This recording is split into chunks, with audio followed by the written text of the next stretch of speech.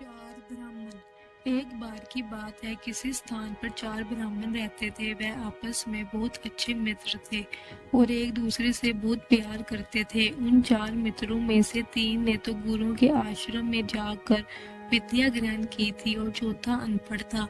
उसने कभी किसी विद्यालय का मुंह तक नहीं देखा था, पर उसमें व्यवहारिक समझ बहुत थी। जबकि बाकी तीनों ब्राह्मण विद्वान तो थे, पर उनमें व्यवहार, बुद्धि और जीवन की मोटी समझ बिल्कुल नहीं थी। एक दिन की बात है, तीनों ब्राह्मण युवकों ने सोचा, हमने शास्त्रों का इतना अध्ययन किया है, इतनी विद्याएं ग्रहण की है, पर उनसे क्या फायदा अगर बदले में हम उनसे सम्मान या धन अर्जित ना कर पाए।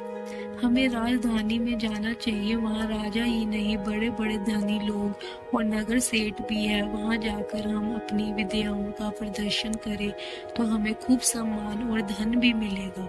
आखिर तय हुआ कि कल ही सभी मिल करके राजधानी को प्रस्थान करेंगे।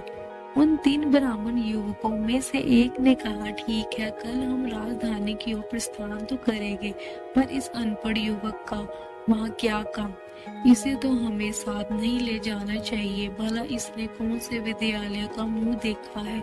ये तो राजा के सामने जरा भी अपनी विद्या का प्रदर्शन नहीं कर पाएगा। इससे हम तीनों का भी मजाक उड़ेगा। इस पर दूसरे युवक ने कहा, भले ही हमारा ये साथी धन, विद्या आदि से रहित है, पर फिर इस कारण हमें इसे छोड़ना नहीं चाहिए। हम उसे भी अवश्य अपने साथ ले जाएंगे। आखिर तीनों ने सोच लिया कि वह उस अनपढ़ साथी को भी अपने साथ ही ले जाएंगे। अगले दिन सुबह सुबह चारों राजधानी की ओर चल पड़े। चलते चलते चारों एक जंगल में पहुंचे। वहां एक पेड़ के नीचे वह विश्राम करने के लिए रुक गए। अचानक एक ब्राह्मण की निगाह पास की नजर आ रहे हड्डियों के ढेर की ओर गई। उसने गौर से उन्हें देखकर कहा, अरे ये तो किसी जीव की हड्डियां हैं। मेरे पास अनूठी विद्या है। राजा के पास चलकर उसका प्रदर्शन करने से पहले मैं यही क्यों ना आजमाऊं। मैं इस हड्डियों के ढांचे को ठीक ठाक करके रख देता हूँ। तुम लोग भी मेरी ये अनूठी विद्या देखकर हैरान हो जाओगे। और सचमुच उस ब्राह्मण युवक ने जैसा कहा था वैसा ही किया। उसने उन हड्डियों को इस तरह तरकीब में रख दिया कि वह किसी जीव का ढांचा लगता था। उसे देखते ही एकदम सभी के मुंह से निकला, अरे ये तो शेर की हड्डियों का ढांचा है। दूसरा ब्राह्मण युवक बोला, अब तुम मेरा कमाल देखो। मैं शेर की हड्डियों के इस ढांचे को मांस मज्जा चढ़ा देता हूँ। तब इसे देखकर तुम्हें ऐसे लगेगा जैसे ही सचमुच का मृत शेर सामने पड़ा हो।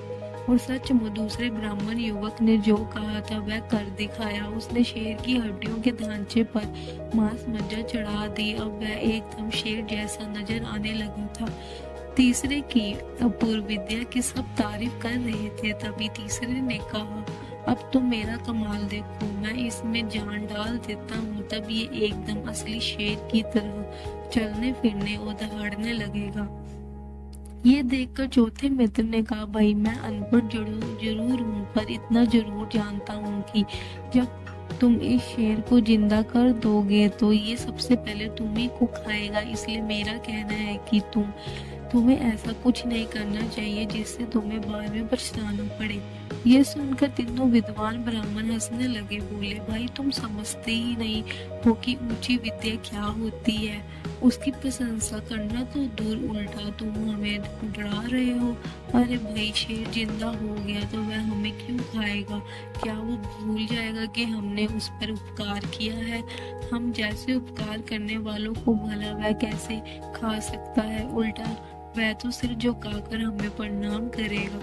ये सुनकर उस अनपढ़ ब्राह्मण ने कहा, भाई तुम तो यही लगता है कि शेर जिंदा होते ही सबसे पहले हमें खाएगा। इसलिए पहले मुझे तो पेड़ पर चढ़ जाने दो, फिर तुम्हें अपनी ऊंची विद्याओं का जो भी कमाल का प्रदर्शन करना हो मजे से करना। ये कहकर चौथा अनपढ़ ब्राह्मण युवक झट से पेड़ पर चढ़ गया।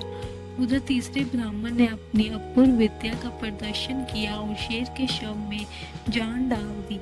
उसकी विद्या सचमुच कमाल की थी। लिहाजा शेर ऐसा उठ खड़ा हो जैसे वह सो रहा हो और सोते सोते उठ गया हो। लेकिन जीवित होते ही शेर जोर से दहाड़ा और उसने देखते ही देखते उन तीनों विद्वान ब्राह्मणों का काम तमाम कर दिया और उन्हें मार दिया, जिनके पास अपूर्व सिद्धियां थी पर दुनियादारी वाली अकल रत्ती भर नहीं थी। चौथा ब्राह्मण युवक अनपढ़ था पर उसमें जीवन की व्यवहारिक समझ बहुत थी, इसलिए वह जीवित बच गया। शेर के वहां से जाते ही वह धीरे से पेड़ से उतरा और अपने तीनों विद्वान साथियों को शोक मगन होकर याद करता हुआ चुपचाप घर की ओर चल दिया। चलते हुए वह मन ही मन कह रहा था, दुनिया की सब विद्याएं बड़ी है पर व्यवहार ज्ञान उनसे भी बड़ा है। जीवन का व्यवहारिक ज्ञान न होने के कारण ही मेरे तीनों विद्वान मित्र मारे गए।